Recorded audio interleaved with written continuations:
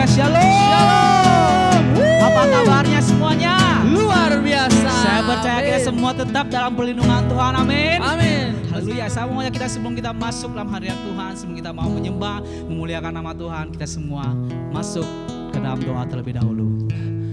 Mari kita masuk dalam doa. Tuhan, terima kasih kebaikan-Mu Tuhan atas kesempatan yang Kau berikan pada hari ini Tuhan. Bagaimana kami bisa beribadah, biarlah Tuhan Kau lawat ibadah kami dari awal hingga akhir Tuhan. Biarlah segala pujian, segala firman Tuhan memberkati kami semua. Kami serahkan ibadah di dalam tangan-Mu, hanya di dalam nama Tuhan Yesus. Haleluya, amin. Yes, amin. Sedang jemaat itu makin berdiri, mari kita puji nama Tuhan. Yes. Kita tahu bagaimana Tuhan hebat dalam setiap hidup kita, amin. Haleluya. Mari kita katakan betapa hebat Tuhan Allah kita.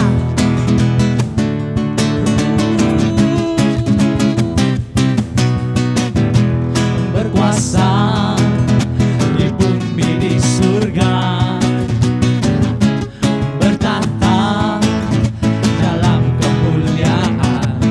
Oh, Dialah Tuhan Allah kita, namanya berkuasa, pembebas umatnya. Betapa hebat, betapa kuat, dahsyatnya Allah kita. Dia berjaya atas semua perbuatannya. Betapa hebat, betapa kuat, dahsyatnya Allah kita. Dia ternama Yesus Raja segala raja, Tuhan Allah kita. Mari kita katakan dari awal, amin. Haleluya.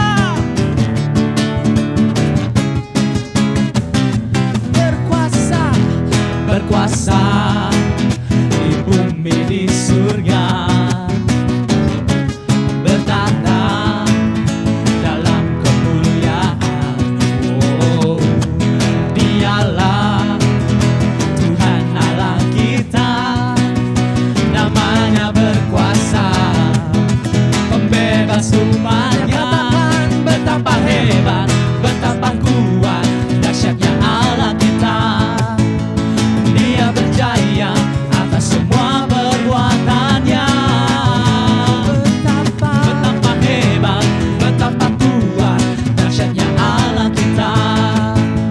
Dia ternama Yesus Raja segala raja. Betapa hebat, betapa kuat, dahsyatnya Allah kita. Dia berjaya atas semua perbuatannya. Katakan betapa hebat, betapa kuat, dahsyatnya Allah kita. Dia ternama Yesus Raja segala raja, Tuhan Allah kita. Tuhan Allah kita. Mari kita katakan Tuhan Allah kita. Tuhan Allah kita. Haleluya. Yes. Haleluya. Saya dan jemaat, mari kita masuk dalam hadirat Tuhan. Karena kita tahu walaupun keadaan seperti ini, Tuhan selalu memelihara hidup kita. Amin, Amin. amin. Kita tahu bahwa Tuhan akan menyediakan jalan keluar bagi semua permasalahan Yes. kita. Amin. Haleluya.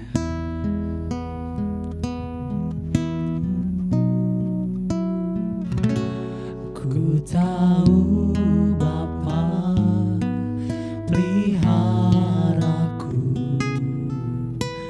Dia baik, Dia baik.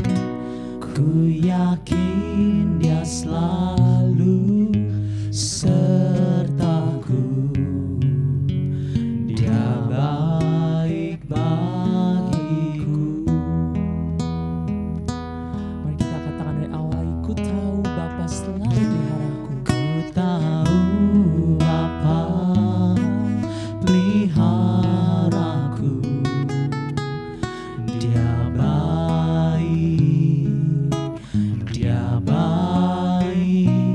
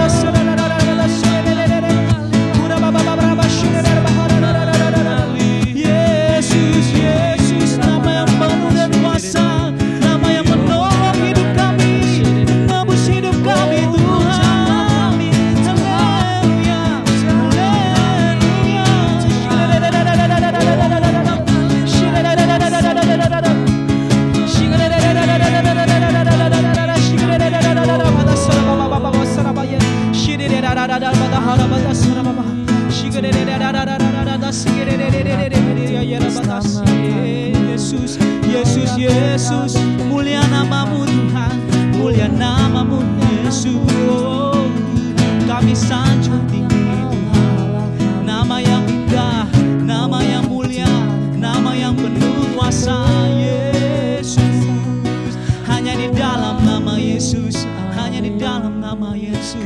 Oh Yesus, segala hormat pujian bagi kemuliaan namamu Tuhan. Kami mau nyatakan Tuhan Yesus, sungguh indah karyamu dalam hidup kami Bapa. Amin, amin. Kemanapun kami pergi Tuhan Yesus, tidak akan bisa menjauh daripada kasih-Mu Tuhan. Karena kami tahu kasih-Mu selalu ada bersama dengan setiap kami. Amin, amin. Kasih-Mu yang selalu ada di dalam hati kami Tuhan Yesus. Harabatashi kadabatashi kadahararashi. Haleluya. Haleluya. Kami sembah puji namamu Tuhan. Lewat lagu ini kami percaya Tuhan Yesus.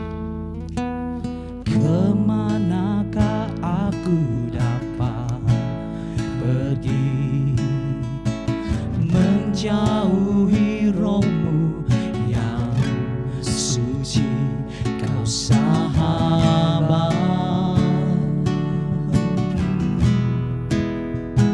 dan kau dekat. Haleluya. Bahkan seluruh pengabdianku tak bisa membalas kesetiaanmu, sungguh mulia dan berharga.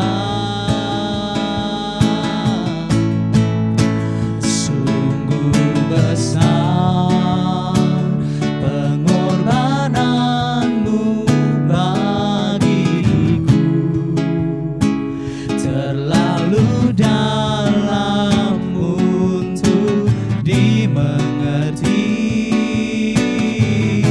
Sungguh besar, sungguh indah yang kau pikirkan tentangku, tak terselami bagiku. Sungguh indah. Haleluya. Mari saya dengar pujian ini dari kedalaman hati kita. Kita mau suruhkan pujian ini sama-sama. Kita nyatakan kepada Tuhan, manakah kami dapat pergi Tuhan, menjauhi rohmu Tuhan. Oh Yesus, Yesus. Oh Yesus, Yesus.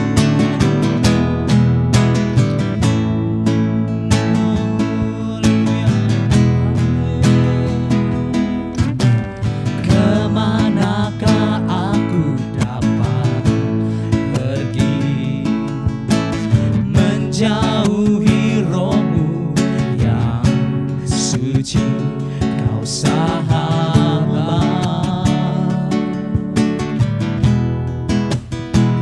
dan kau dekat. Bahkan seluruh pengabdian kami Tuhan, bahkan seluruh pengabdianku tak bisa membalas kesetiaanmu, sungguh mulia dan berharga. Sungguh besar pengorbananmu bagiku, terlalu dalam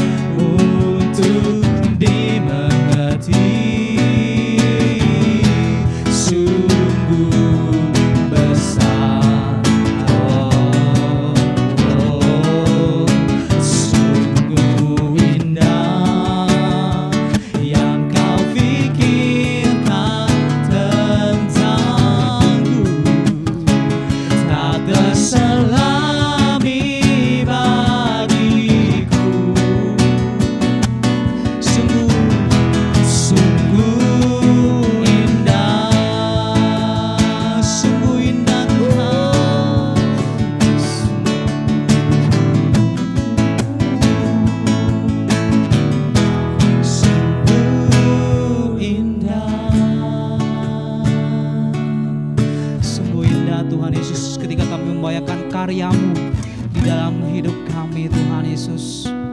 Hari ini adalah hari yang terbaik Kau berikan pada setiap kami Tuhan. Kami boleh menyembah, kami boleh memuliakan nama-Mu Tuhan Yesus. Kau lihat, Kau tilik setiap hati kami masing-masing saat ini Tuhan. Kami percaya Tuhan menyentuh hati kami. Tuhan ada bersama memegang setiap tangan kami Tuhan. Dan saat indah ini kami mau mendengarkan firman Tuhan. Bila firman-Mu yang boleh menolong hidup kami, menuntun hidup kami Tuhan Yesus menuju jalan kebenaran-Mu Tuhan Yesus. Berkati firman-Mu Tuhan Yesus, bila semuanya boleh menjadi kekuatan dan rema dalam hidup kami secara pribadi Tuhan. Terima kasih Tuhan, di dalam nama Tuhan Yesus kami siap untuk dengarkan firman Tuhan. Haleluya. Amin. Shalom, selamat pagi Bapak Ibu, saudara-saudari di dalam Tuhan Yesus Kristus.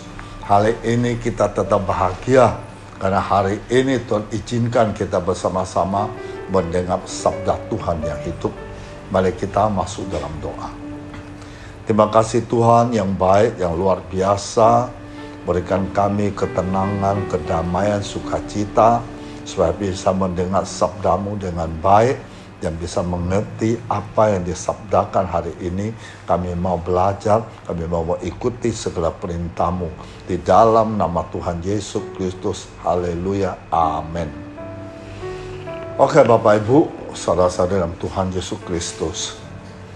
Tema pada hari ini saya sengaja ambil dampak dari ketaatan dan dampak dari tidak ketaatan itu apa terjadinya. Bapak Ibu, saudara-saudari dalam Tuhan Yesus Kristus, mempraktekkan ketaatan itu memang tidak mudah. Ketaatan itu tidak akan terasa menyenangkan jika kita tidak mampu menangkap sisi positif dari ketaatan.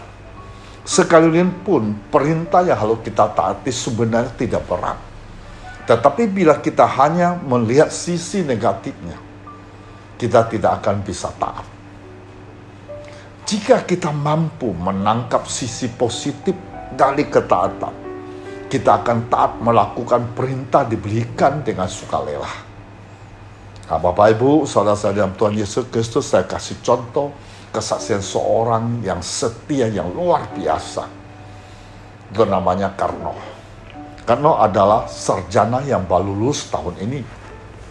Karno sebagai pemuda yang berbakat, dia ingin sekali bisa bekerja di kota besar seperti yang diimpikan dari SMA. Namun ia masih belum memastikan akan bekerja di mana. Tapi salah satu kota yang ada di benaknya adalah Jakarta. Saat itu ia segera membuat kurikulum vita dan mengumpulkan ijazahnya serta mengirim beberapa perusahaan ternama di Jakarta. Selagi menunggu dipanggil, Karno lebih aktif di keluarga dan pelayanan. Karno berpikir akan memberikan yang terbaik sebelum pergi ke Jakarta. Namun ketika ia berdoa, ia mendapatkan rema dari Tuhan untuk bisa mengkobarkan kembali api Roh Kudus di antara teman-teman di kotanya yang sudah mulai padam dan undur. Itu adalah perintah dari Tuhan, tentu saja berlawanan dengan keinginannya. Suatu hari, Karno menerima kabar bahwa ia diterima di salah satu perusahaan makanan swasta di Jakarta. Gaji yang diberikannya juga cukup besar. Nah, hal itu tentu membuat Karno menjadi goyah lagi. Namun ia harus memperkatakan lemah yang ia dapatkan dari Tuhan untuk terus melayani Tuhan di kotanya. Akhirnya Karno memutuskan untuk tetap tinggal melayani Tuhan di kotanya. Karno yakin bahwa ketika Karno taat terhadap apa diperintahkan Tuhan, maka akan ada terobosan dalam hidupnya. Suatu hari Karno mendapatkan telepon dari salah satu seorang yang terberkati dari kesaksiannya, yaitu Pak Hatta. Mujizat Tuhan terjadi. Karno terpilih menjadi manajer di perusahaan milik Pak Hatta, mendapatkan penghasilan jauh lebih tinggi dari gaji yang ditawarkan perusahaan makanan di Jakarta. Nah, inilah upah dari ketaatan. taat selalu akan menghasilkan mujizat yang luar biasa. Nah, kita harus belajar taat seperti apa dialami Karno, supaya kita juga bisa mengalami mujizat Tuhan yang besar. Kita harus menyadari tidak semua yang kita inginkan itu sesuai dengan kehendak Tuhan. Namun pilihan terbaik bisa kita buat ada taat terhadap kehendak Tuhan. Ketaatan kita itu mendatangkan mujizat dalam hidup kita. Memang benar, ketaatan tidak mudah untuk dijalankan. Kadang ketaatan adalah merupakan suatu sikap yang naif bila kita ingin Tuhan menolong kita. Tetapi kita tidak mau taat kepada Tuhan. Nah, jika kita bersikap seperti itu kepada manusia, pasti otoritas yang ada di atas kita, seperti orang tua, guru, atasan, juga tidak akan suka. Misalnya, tidaklah wajar bila kita meminta orang tua kita menyediakan apa yang kita perlukan, tetapi kita tidak mau mentaati kemauan mereka. Tidak wajarlah bila kita meminta fasilitas kepada pimpinan, tetapi kita tidak mau bekerja dengan baik. Bila kita menaati Tuhan, pasti Tuhan akan memberikan apa yang kita perlukan dan juga memberikan damai sejahtera. Jadi kesetiaan bukan barang yang murah. Namun, kesetiaan juga bukan hal yang tidak bisa kita miliki. Diperlukan harga yang mahal agar tetap setia. Tuhan Yesus membuktikannya. Dia bahkan membayar dengan nyawanya sendiri. Kesetiaan tidak tumbuh dengan sendirinya. Diperlukan latihan setiap hari dan semacam alat pengingat agar tetap bertahan dalam kekecewaan. Roh Kuduslah akan mengingatkan kita pada firman Tuhan. Firman Tuhan membuat kita tetap kuat, bertahan ketika alasan itu menyerang hati kita. Iblis akan terus berusaha menawarkan jalan pintas untuk menyerah dan meninggalkan kesetiaan kita. Tetapi Tuhan Yesus telah membeli pelajaran penting bagaimana kita tetap setia kepada Bapa di surga. Setia adalah karakter Allah. Maka kita pun harus memilikinya. Nah, kita lihat Wahyu 19 ayat 11. Lalu aku melihat surga terbuka. Sesungguhnya ada seekor kuda putih, dan ia yang menungganginya yang bernama Yang Setia dan Yang Benar.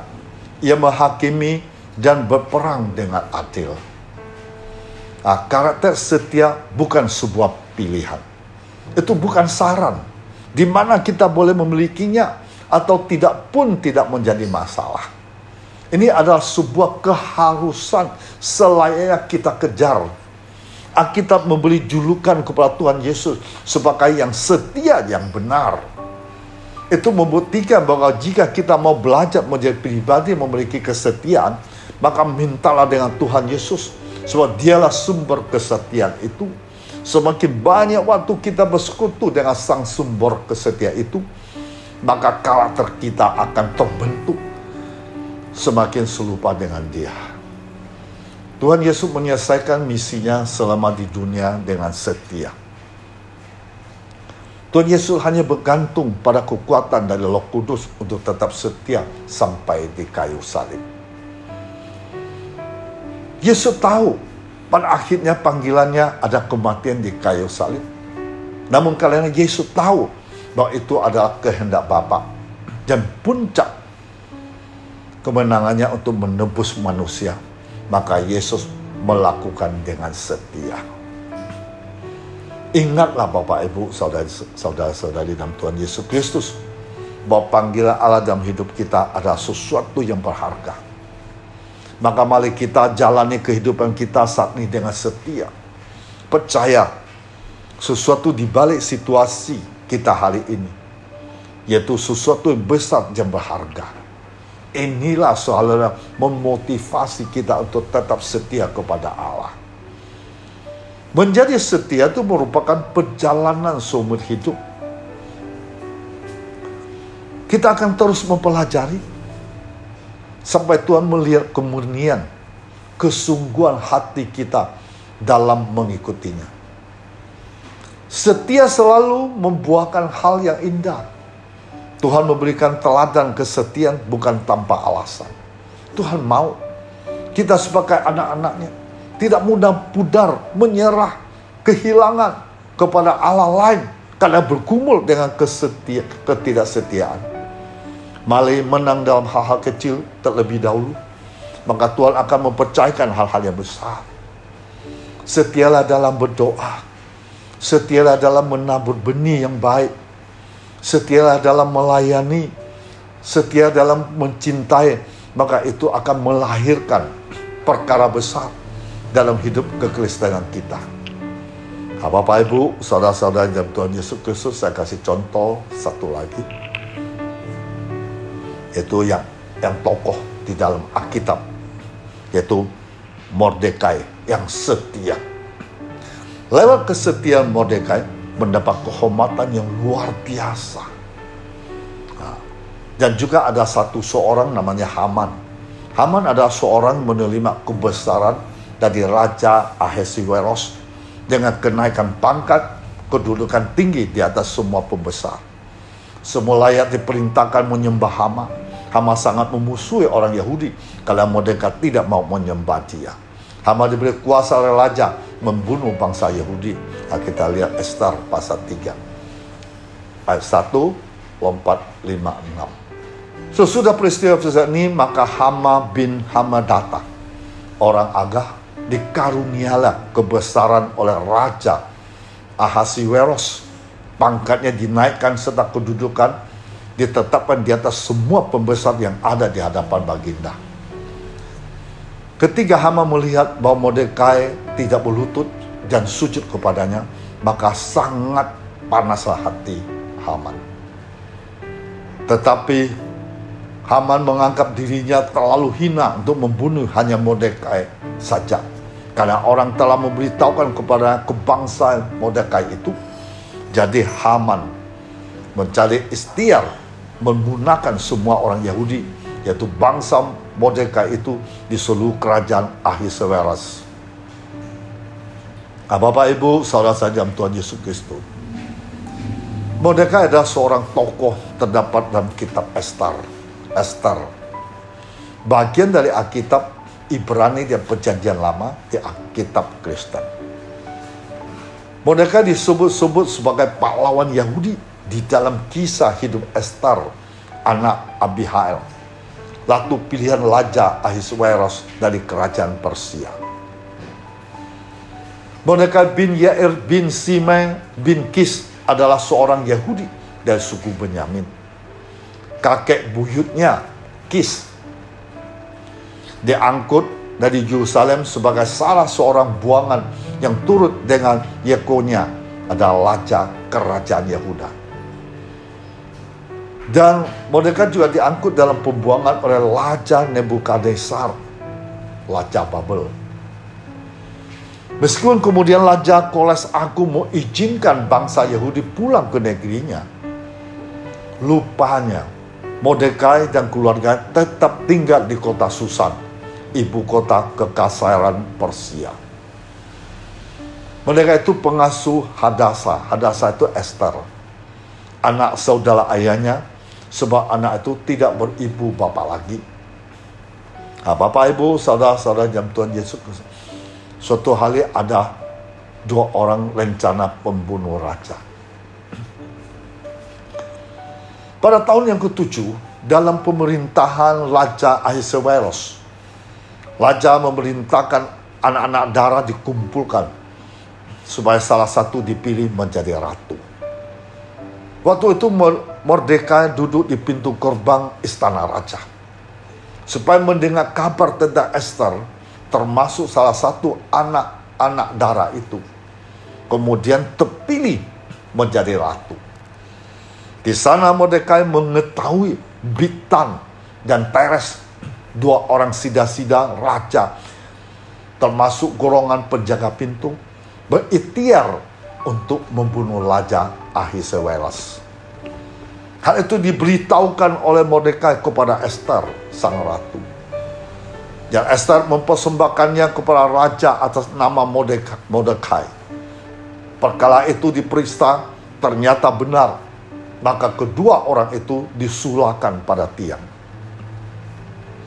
Dan peristiwa itu dituliskan di dalam kitab sejarah di hadapan raja.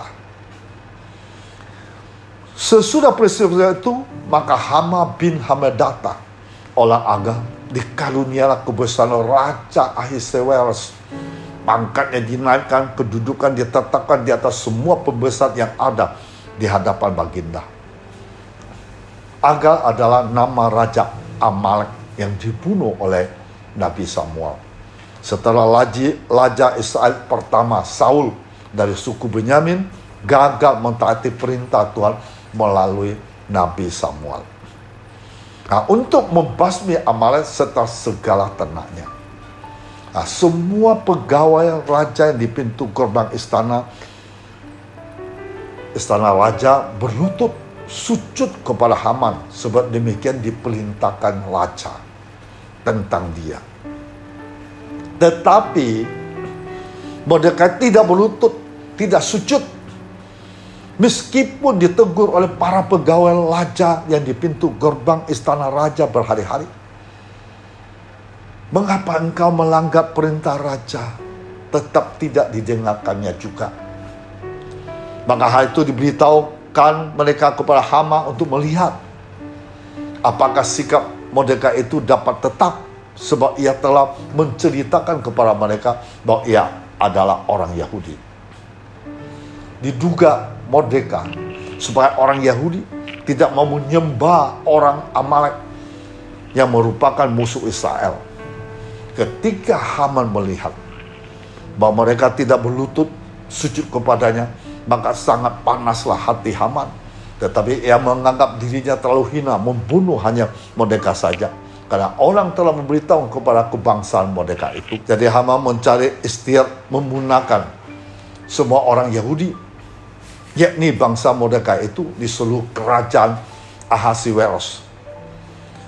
Dalam bulan pertama, yakni bulan Nisan, dalam tahun ke-12 zaman Raja Ahasuerus, orang membuang pur, yakni undi, di depan Haman, hari demi hari, bulan demi bulan, sampai jatuh pada bulan ke-12, yakni bulan Adar. Kemudian Haman menghadap Raja Ahasuerus dan berkata, ada suatu bangsa hidup tercerai-berai, terasing di antara bangsa-bangsa di dalam seluruh daerah kerajaan Tuanku, dan hukum mereka berlainan dengan hukum segala bangsa. Dan hukum raja tidak dilakukan mereka, sehingga tidak patut bagi raja membiarkan mereka leluasa. Jikalau baik pada pemenangan raja, hendaklah dikeluarkan surat titah untuk membinasakan mereka, maka hamba akan menimbang perak 10.000 talenta, menyerahkannya kepada tangan para pejabat yang bersangkutan, supaya mereka memasukkannya ke dalam pembendaharaan raja. Maka raja mencabut cincin materainya dari jarinya, lalu diserahkan kepada Haman bin Hamedata, orang Agag, seluruh orang Yahudi itu. Kemudian tinta raja kepada Haman, perak itu terserah kepadamu, juga bangsa itu untuk kau perlakukan seperti yang kamu pandang baik. Dalam bulan pertama, dalam bulan Nisan, pada hari ke-13, dipanggillah para panitia raja, lalu sesuai dengan segala diperintahkan Haman, ditulislah surat kepada wakil-wakil raja, kepada setiap bupati yang menguasai daerah, kepada setiap pembesar bangsa, yakni kepada tiap-tiap daerah menurut tulisannya, kepada tiap-tiap bangsa menurut bahasanya. Surat itu ditulis atas nama Raja Ahasuerus, dibaterai dengan cincin materai raja. Surat itu dikirimkan dengan perantara pesuruh-pesuruh cepat ke segala daerah kerajaan, supaya dipunahkan, dibunuh, dibinasakan semua orang Yahudi, daripada muda sampai yang tua, bahkan anak-anak dan perempuan-perempuan. Pada satu hari juga, pada tanggal 13 bulan ke-12, belah adat supaya dilampas harta milik mereka. Salinan surat itu harus diundangkan di dalam setiap daerah, lalu diumumkan kepada segala bangsa, supaya mereka bersiap-siap untuk hari itu. Maka dengan tergesa-gesa berangkatlah pesuruh-pesuruh cepat itu atas tinta raja. Undang-undang itu dikeluarkan di dalam benteng Susan. Sebantu Raja Harta Hama duduk minum-minum, tapi kota Susan menjadi gempar. Nah, peristiwa itu dituliskan di dalam kitab sejarah di hadapan raja. Kemudian Mordekai memberitahu Esther. Setelah Mordekai mengetahui segala yang terjadi, Mordekai mengkoyakkan pakaiannya, lalu memakai kain kabung dan abu, kemudian keluar berjalan di tengah-tengah kota sambil melolong dengan nyaring dan pedih. Dengan demikian datanglah ia sampai ke depan pintu gerbang istana raja. Karena seorang pun tidak boleh masuk pintu gerbang istana raja dengan berpakaian kain kabung. Sementara itu di tiap-tiap daerah, kemana titah undang-undang raja telah sampai, ada perkabungan yang besar di antara orang Yahudi, disertai puasa, latap tangis. Oleh banyak orang dibentangkan kain kabut dengan abu sebagai lapis tidurnya. Ketika dayang-dayang dan sida-sida Esther memberitahukan hal itu kepadanya, maka sangatlah risau hati sang ratu. Lalu dikirimkannya lah pakaian supaya dipakai kepada Mordekai, supaya ditanggalkan kain kabutnya daripadanya, tetapi tidak diterimanya. Maka Esther memanggil Hathach, salah seorang sida-sida raja, ditetapkan baginda melayani dia. Lalu memberi perintah kepadanya, menanyakan Mordekai untuk mengetahui apa artinya dan apa sebab hal itu. Hathach mendapatkan Mordekai di lapangan kota, di depan pintu gerbang istana raja. Mereka menceritakan kepadanya segala dialaminya, serta berapa banyak perak dijanjikan oleh Haman akan ditimbang untuk keperbendaharaan raja sebagai harga pembinasaan orang Yahudi. Juga salinan surat undang-undang dikeluarkan di Susan, memudahkan mereka itu diserahkan kepada Hathach, supaya diperlihatkan dan diberitahukan kepada Esther. Lagi pula Hathach disuruh menyampaikan pesan kepada Esther, supaya pergi menghadap raja memohon karunia-Nya untuk membela bangsanya di hadapan baginda. Hathach menyampaikan perkataan Mordekai kepada Esther. Lalu tindakan Esther, mula-mula Esther menyuruh Hathach memberitahukan kepada Mordekai. Semua pegawai raja serta penduduk daerah-daerah kerajaan mengetahui bahwa bagi setiap laki-laki atau perempuan yang menghadap raja di pelantaran dalam dengan tiada dipanggil, hanya berlaku satu undang-undang, yaitu hukuman mati.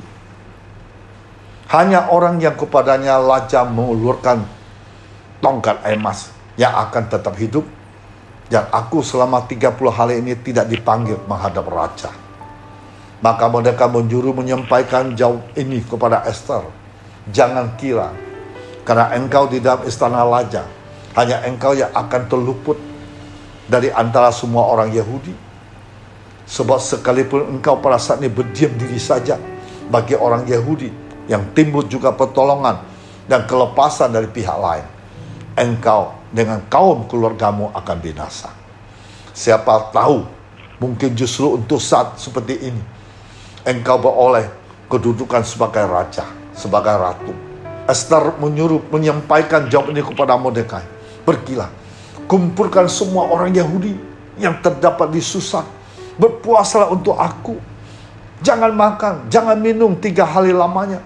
Baik waktu malam, waktu siang, aku serta dayang-dayangku pun akan berpuasa demikian. Kemudian aku akan masuk menghadap raja. Sungguh pun berlawanan dengan undang-undang. Kalau terpaksa aku mati, biarlah aku mati. Maka pergilah Mordekai, diperbuatnya tepat seperti yang dipesankan Esther kepadanya. Menurut tradisi Yahudi, hari-hari puasa itu ada tanggal 13, 14, dan 15 bulan Nisan. Lalu Esther menghadap raja. Pada hari ketiga, Esther mengenakan pakaian ratu Lalu berdiri ia di pelantara dalam istana raja, tepat di depan istana raja. Raja bersemayam di atas tahta kerajaan di dalam istana, berhadapan pintu istana itu. Ketika raja melihat Ester, sang ratu berdiri di pelantaran, berkenanlah raja kepadanya. Sehingga raja mengulurkan tongkat emas yang di tangannya kepada arah Ester.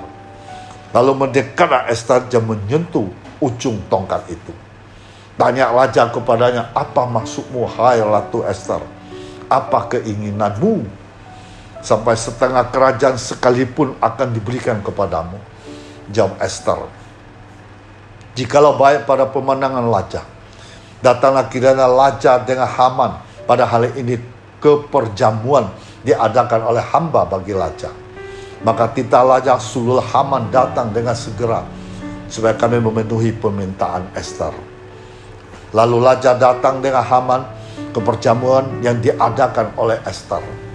Sementara minum anggur, bertanya raja kepada Ester, apakah permintaanmu? Niscaya akan dikabulkan. Apakah keinginanmu? Sampai setengah kerajaan sekalipun akan dipenuhi. Maka jawab Ester, permintaan keinginan hamba ialah, jika hamba mendapat kasih raja, jikalau baik pada pemandangan raja, mengabulkan permintaan serta memenuhi keinginan hamba. Datang pula kiranya raja dengan Haman ke perjamuan yang akan hamba adakan bagi raja dan Haman, maka besok akan hamba lakukan yang dihendaki rajanya. Nah, pada hari itu keluarlah Haman dengan hati riang yang gembira. Tetapi ketika Haman melihat Mordekai ada di pintu gerbang istana raja, tidak bangkit, tidak bergerak menghormati dia, maka sangat panaslah hati Haman kepada Mordekai. Pulanglah ia ke rumahnya, dia menyuruh datang sahabat-sahabatnya dan Zeres istrinya. Maka Haman menceritakan kepada mereka,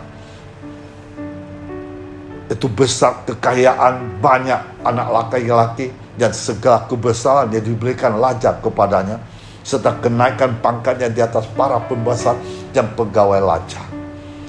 Lagi kata Haman, tambahan pula tiada seorang pun diminta oleh Ester sang ratu untuk datang bersama dengan raja ke perjamuan yang diadakan, kecuali aku. Untuk besok pun aku diundangnya bersama-sama dengan raja. Akan tetapi semua itu tidak berguna bagiku selama aku masih melihat si Mordekai, si Yahudi itu duduk di pintu gerbang istana raja. Lalu kata Zeres istrinya, semua sahabatnya kepadanya, suruhlah orang membuat tiang yang tingginya 50 hasta dan persembahkan besok pagi kepada raja, supaya Mordekai disulakan orang pada tiang itu. Kemudian dapatlah engkau dengan bersukacita pergi bersama dengan raja ke perjamuan itu. Bapak Ibu, kita ingat, orang setia akan mendapat pertolongan Tuhan, mendatangkan mujizat. Maka kita lihat Mordekai dihormati. Pada malam itu raja tidak dapat tidur, maka bertintalah baginda membawa kitab pencatatan sejarah, lalu dibacakan di hadapan raja. Di situ didapati suatu catatan tentang Mordekai yang pernah memberitahukan kepada Bigtan dan Teres, dua orang sida-sida raja termasuk golongan penjaga pintu telah berikhtiar memburu Raja Ahasuerus. Maka bertanya raja, kehormatan, kebesaran apakah yang dianugerahkan kepada Mordekai oleh sebab perkara itu? Jawab para pidwanda, raja bertugas pada baginda, kepadanya tidak dianugerahkan suatu apapun. Pada waktu itu Haman baru datang di pelantara luar istana raja untuk memberitahukan kepada baginda bahwa ia hendak menyulakan Mordekai pada tiang yang sudah didirikan untuk dia. Maka titah raja, suruhlah dia masuk. Setelah Haman masuk, ini luar biasa, dia mau gantung pada Mordekai, tapi tinta raja datang, hanya gagal. Bertanya raja kepadanya, Apakah harus dilakukan kepada orang raja berkenan menghormatinya? Kata Haman dalam hatinya, kepada siapa lagi raja berkenan menganugerahkan kehormatan lebih dari kepadaku? Oleh karena itu jawab Haman kepada raja, mengenai orang yang raja berkenan menghormati, hendak diambil pakaian kerajaan yang biasa dipakai oleh raja sendiri, dan kuda yang biasa dikendarai oleh raja sendiri, dan diberikan mahkota kerajaan di kepalanya.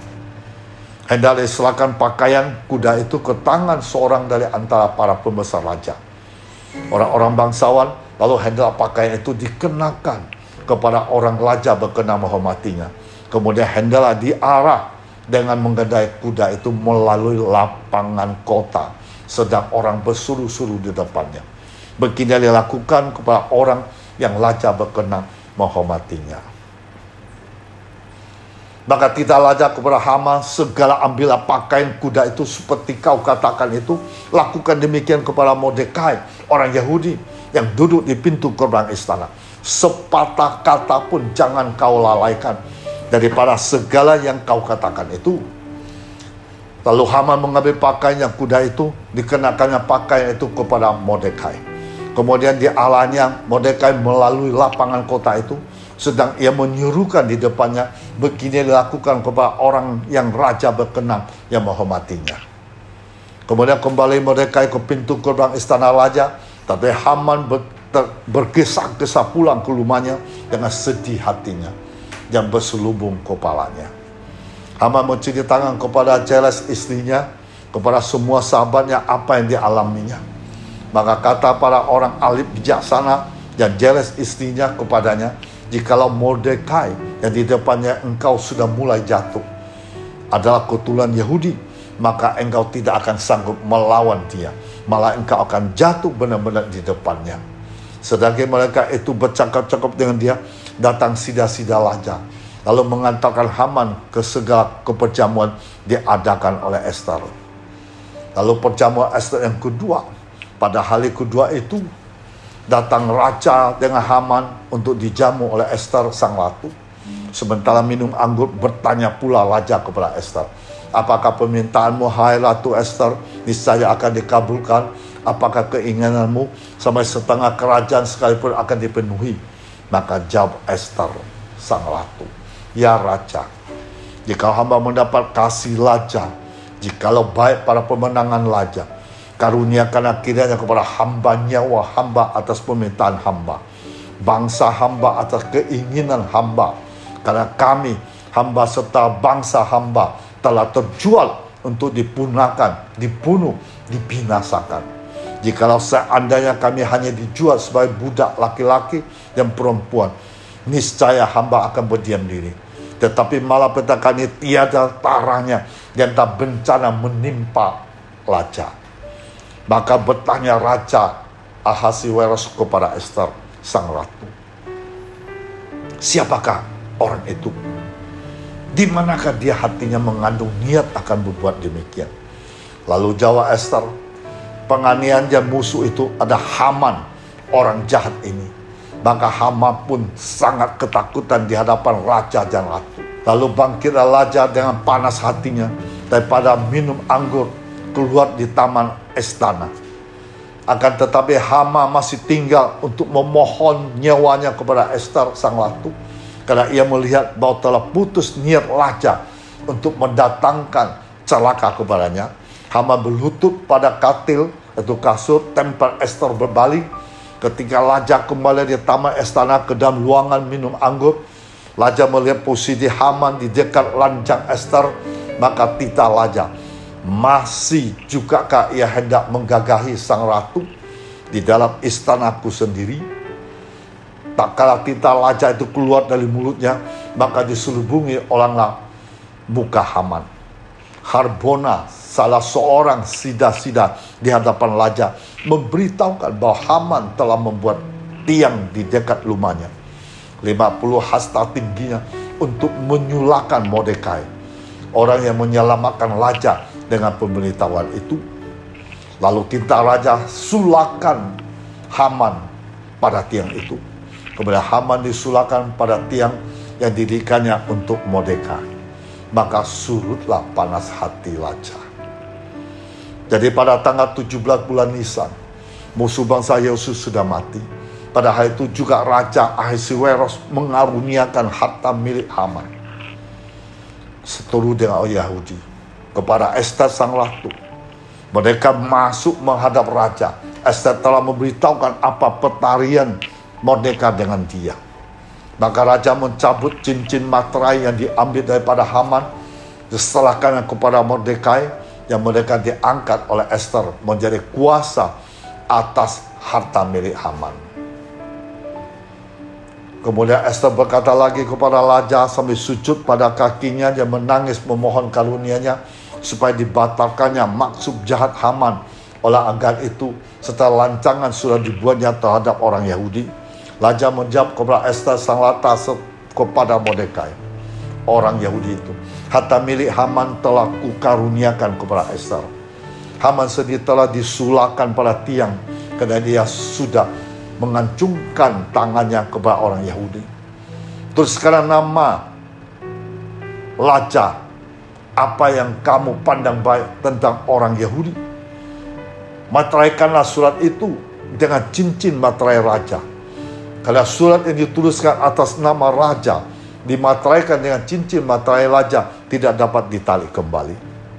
Nah, pada waktu itu juga dipanggil para panitia raja tanggal 23 bulan yang ketiga, sesuai dengan segala perintahan mereka ditulis surat atas nama Raja Ahasuerus, dimateraikan dengan cincin materai raja kepada orang Yahudi, kepada para wakil pemerintah, para bupati, para pembesar daerah dari India sampai ke Ethiopia, 127 daerah, kepada tiap-tiap daerah menurut tulisannya, kepada tiap-tiap bangsa menurut bahasanya, juga kepada orang Yahudi menurut tulisan dan bahasanya. Lalu dengan pelantara pesu-pesu cepat berkuda, mengendarai kuda kerajaan yang tangkas yang diternakan di perkudaan, dikirimlah surat-surat yang isinya, raja mau izinkan orang Yahudi tiap-tiap kota untuk berkumpul, mempertahankan nyawanya serta memunahkan, membunuh, membinasakan segala tentara. Bahkan anak-anak perempuan-perempuan dari bangsa dan daerah hendak menyerahkan mereka untuk merampas harta mereka. Pada hari yang sama segala daerah Raja Ahasuerus pada tanggal 13 bulan ke-12, maka dengan terburu-buru tergesa-gesa berangkatlah pesuruh cepat mengendalikan kuda kerajaan tangkas itu atas titah raja. Undang-undang itu dikeluarkan di dalam benteng Susan. Kemudian mereka dimuliakan.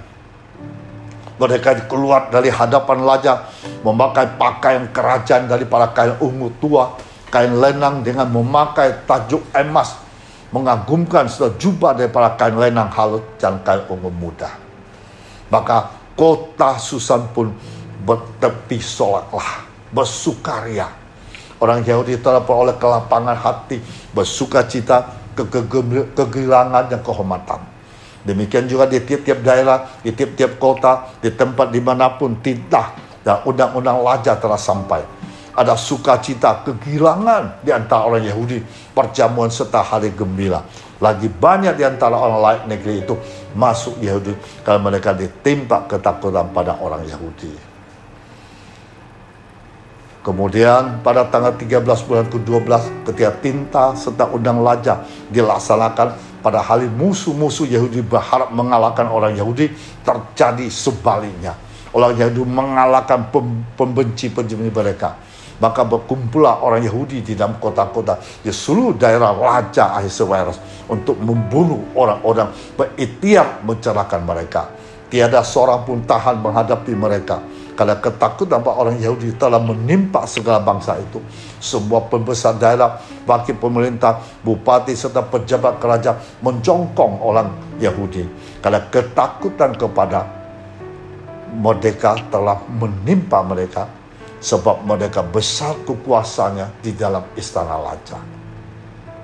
Tersiar berita tentang dia segenap daerah. Mereka itu bertambah-tambah besar kekuasaannya. Maka orang Yahudi mengalahkan semua musuhnya.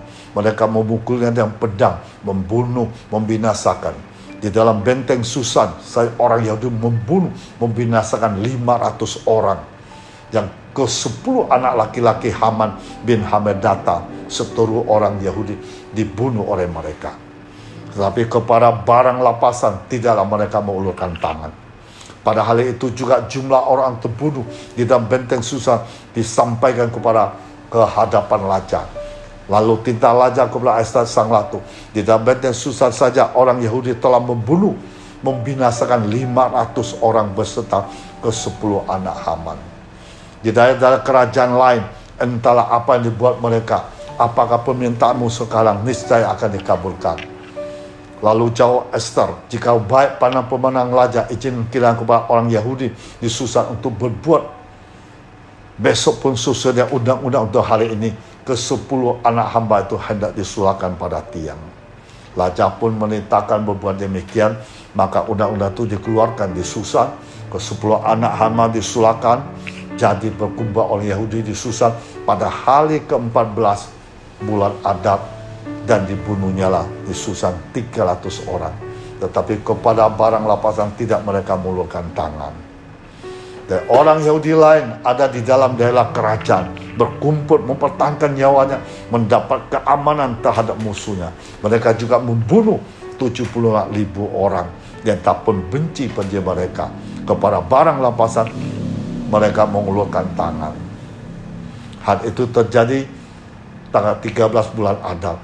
Pada hari ke-14 berhentilah mereka. Hal itu dijadikan mereka hari perjamuan dan sukacita. Oleh sebab itu orang Yahudi di pedusunan yang diam di perkampungan merayakan hari yang ke-14 bulan Adar itu sebagai hari sukacita, hari perjamuan, sebagai hari gembira untuk mengantar makanan. Akan tetapi orang Yahudi di Susan berkumpul berperang pada hari ke-13 14 bulan itu. Mereka baru berhenti pada hari ke-15. Hari itu dijadikan mereka hari perjamuan dan sukacita. Lalu mereka menuliskan peristiwa itu, lalu mengirimkan surat kepada semua orang Yahudi di seluruh daerah Raja Ahasuerus, baik yang dekat maupun jauh, mewajibkan mereka setiap tahun merayakan hari ke-14 ke-15 bulan Adar. Karena pada hari itulah orang Yahudi mendapat keamanan terhadap musuhnya. Dalam bulan itulah sukacita mereka berubah menjadi sukacita. Hari perkabungan menjadi hari gembira. Dan supaya menjadikan hari itu hari perjamuan dan sukacita, dan hari itu mengantar makanan dan untuk bersedekah kepada orang-orang miskin. Sesungguhnya Haman bin Hamedata, orang Agag, seturut semua orang Yahudi, telah melancangkan hendak membinasakan orang Yahudi. Dia pun telah membuang Pur, yakni Udi, untuk menghancurkan, membinasakan mereka. Akan terbaik ketika hal itu disampaikan kepada raja, maka tinta dengan surat supaya orang jahat dibuat Haman terhadap Yahudi dibalikkan ke atas kepalanya. Maka Haman beserta anaknya disulahkan pada tiang. Oleh sebab itulah hari-hari itu disebut Purim. Menurut kata Pur ada undi. Sebab itu jugalah karena seluruh isi surat itu, apa yang dilihat mereka mengenai hal itu, apa yang dialami mereka, orang yang menerima sebagai kewajiban. Sebagai ketetapan bagi dirinya sendiri keturunan, bagi sekalian orang bergabung dengan mereka, mereka tidak akan melampau merayakan kedua hari itu tiap-tiap tahun. Menurut dituliskan tentang itu pada waktu ditentukan. Bahwa hari itu akan diperingati, dirayakan di dalam tiap-tiap angkatan, tiap-tiap kaum, tiap-tiap daerah, tiap-tiap kota. Sehingga hari-hari Purim itu tidak akan lenyap dari tengah-tengah orang Yahudi. Peringatan tidak akan berakhir di antara keturunan mereka. Ester sang ratu, anak Bilhan, menulis surat bersama dengan Mordekai, orang Yahudi. Surat yang kedua tentang hari raya Purim itu dituliskan dengan segala ketegasan menguatkannya. Lalu kirimkan surat-surat kepada semua Yahudi ke dalam 127 daerah kerajaan Ahasuerus dengan kata yang salam dan setia, supaya hari-hari Purim itu dirayakan pada waktu ditentukan seperti yang diwajibkan kepada mereka oleh Mordekai, orang Yahudi, dan oleh Ester, sang ratu seperti diwajibkan mereka kepada diri sendiri serta keturunan mereka mengenai hal berpuasa dan meratap-ratap. Demikianlah perintah Ester menetapkan perihal Purim itu kemudian dituliskan dalam kitab. Jadi Mordekai menjadi orang kedua di bawah raja, dihormati orang Yahudi, disukai orang banyak sanak saudara, sebab ia mengikhtiarkan yang baik bagi bangsanya, berbicara tentang keselamatan bagi semua orang sebangsanya. Kebesaran dikaruniakan raja kepada Mordekai, semua ditulis dalam kitab sejarah media Persia. Bapak, Ibu, saudara-saudari, ketaatan mendatangkan mujizat yang luar biasa. Maka kita harus taat, kita akan mendapat perlindungan, pertolongan, dan kita dinaikkan derajat kita. Tuhan memberkati kita semuanya. Amin. Baik, kita masuk dalam doa. Tuhan, terima kasih lewat firman-Mu pada hari ini. Kami mengerti ketaatan, kesetiaan mendatangkan mujizat, mendatangkan berkat, mendatangkan pertolongan, mendatangkan kemenangan. Seperti Mordekai yang setia, dia mendapat kehormatan yang luar biasa. Seperti Ester yang setia, dia juga mendapat perlindungan yang luar biasa. Sehingga bangsanya, bangsa Yahudi diselamatkan oleh kesetiaan mereka. Terima kasih Tuhan Yesus, pada hari ini kami mau belajar kesetiaan terhadap Tuhan, mau mendengar suara-Mu, ingin melakukan segala perintah-Mu di dalam nama Tuhan Yesus Kristus. Oke, Tuhan memberkati kita semuanya.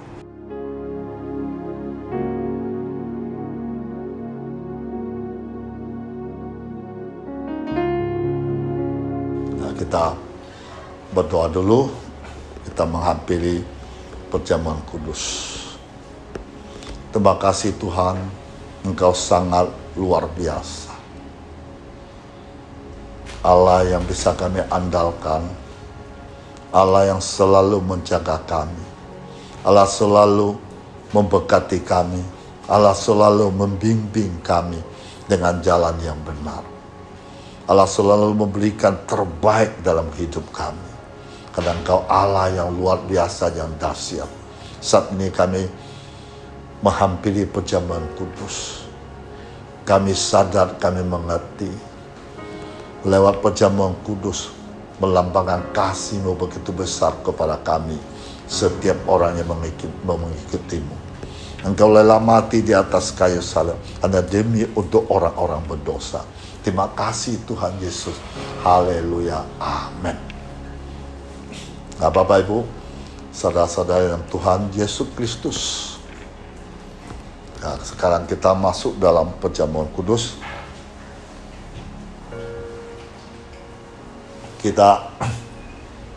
Roti kita angkat di atas kepala kita. Dari lambang-lambang dalam perjanjian lama telah dapat kita ketahui apa berkat Tuhan dalam perjamuan kudus. Dalam perjanjian baru makin jelas keterangan Tuhan tentang sakramen ini. Perjamuan kudus adalah pernyataan kasih Allah kepada kita orang berdosa. Dalam hal Kristus telah mati untuk keselamatan kita. Roti yang anggur yang diberkati itu melambangkan tubuh darah Kristus telah dipersembahkan sebagai korban kafara untuk keselamatan kita. Roti dan anggur itu melambangkan daging darah Kristus, menjadi roti hidup bagi dunia ini. Barang siapa yang makan daging dan minum darahnya, yaitu percaya padanya, menjadi satu dengan Dia, akan peroleh hidup yang kekal. Perjamuan kudus adalah alat anugerah supaya kita bisa boleh bersekutu dengan Tuhan, tinggal di dalam Dia dan Dia di dalam kita, juga bersekutu satu sama lain. Perjamuan kudus adalah alat anugerah supaya hidup Kristus bisa mengalir di dalam kita. Perjamuan kudus adalah alat anugerah untuk memberi kesehatan Kristus kepada kita berdasarkan iman kita. Perjamuan kudus adalah perjamuan Tuhan untuk sidang Jumat yang dikasihinya, supaya jemaat selalu akan mengingat kasih Tuhan, hidup senantiasa di dalam kasih-Nya. Perjamuan kudus ada meterai perjanjian Allah dengan umat manusia, supaya barang siapa percaya korban penebusan Kristus akan peroleh selamat yang kekal. Apa yang telah kuteruskan kepadamu telah aku terima dari Tuhan, yaitu bahwa Tuhan Yesus pada waktu malam ia diserahkan mengambil roti, sesudah itu ia mengucapkan syukur atasnya. Ia memecah-mecahkannya, yang berkata, ambillah, makanlah, inilah tubuhku yang diserahkan bagi kamu. Perbuatan ini menjadi peringatan akan aku.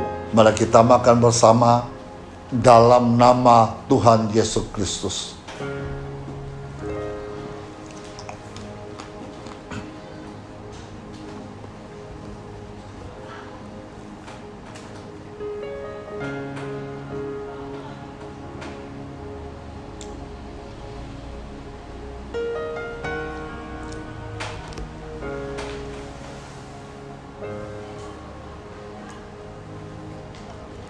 Demikianlah juga ia mengambil cawang sesudah makan lalu berkata, cawang ini adalah perjanjian baru dimateraikan oleh darahku, ditumpahkan bagi banyak orang untuk pengampunan dosa.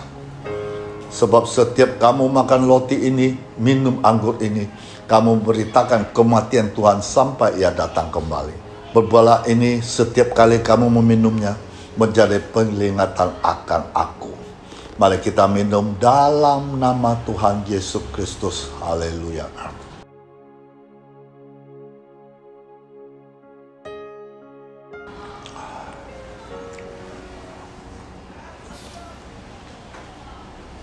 Mari kita masuk dalam doa.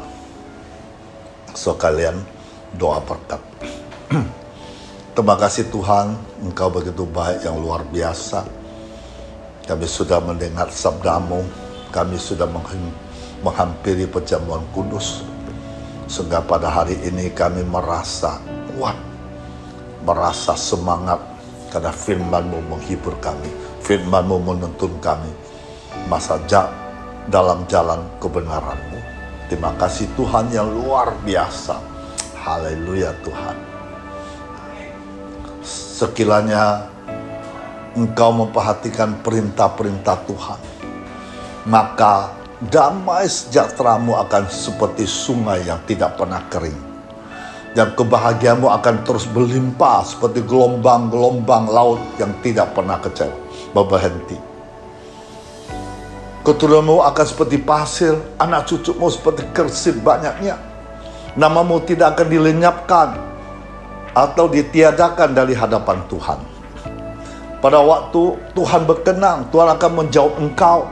Pada hari Tuhan menyelamatkan, Tuhan akan menolong engkau, Tuhan akan membentuk, memberi engkau menjadi perjanjian bagi umat manusia, untuk membangun bumi kembali, untuk membagi bagian tanah pusaka yang sudah sunyi senyap. Kamu tidak akan menjadi lapar atau haus, ingin hangat dan terik matahari tidak akan menimpa kamu, sebab penyayang kamu akan memimpin kamu, akan menuntun kamu ke dekat sumber-sumber air. Tuhan akan membuat segala gunung menjadi jalan, segala jalan layak Tuhan akan ratakan. Tuhan akan melukiskan engkau di telapak tangan Tuhan, tembok-tembokmu tetap di luangan mata Tuhan. Orang-orang yang membangun engkau datang bersegera, tetapi orang-orang merombak, merusak engkau, meninggalkan engkau. Jika kamu sungguh-sungguh mengasihi Tuhan dengan segenap hati, maka Tuhan memberitahukannya kepadamu dari sejak dahulu, sebelum hal itu menjadi kenyataan. Tuhan mengkabarkannya kepadamu.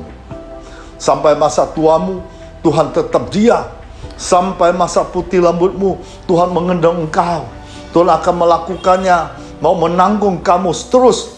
Tuhan mau memikul kamu, menyelamatkan kamu. Tuhan membuka pintu-pintu di depannya, supaya pintu-pintu gerbang tidak tinggal tertutup. Tuhan sendiri hendak berjalan di depanmu, hendak meratakan gunung-gunung, hendak memecahkan pintu-pintu tembaga, dan hendak mematahkan palang-palang besi.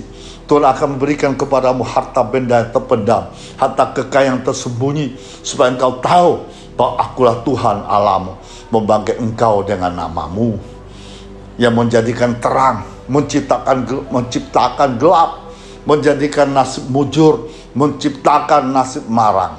Akulah Tuhan membuat semua ini. Maka terangmu akan terbit dalam gelap, gerapanmu akan seperti lembang tengah hari. Tuhan akan menuntun engkau senantiasa, akan memuaskan hatimu di tanah yang kering, akan membaharui kekuatanmu.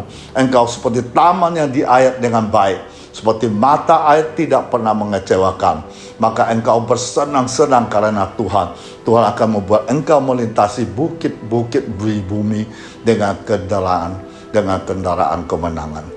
Dalam nama Tuhan Yesus Kristus. Haleluya. Mari kita angkat tangan. Terima berkat Tuhan. Terimalah damai sejahtera Allah Bapa kita di surga. Cinta kasih Tuhan Yesus tidak pernah berkesudahan.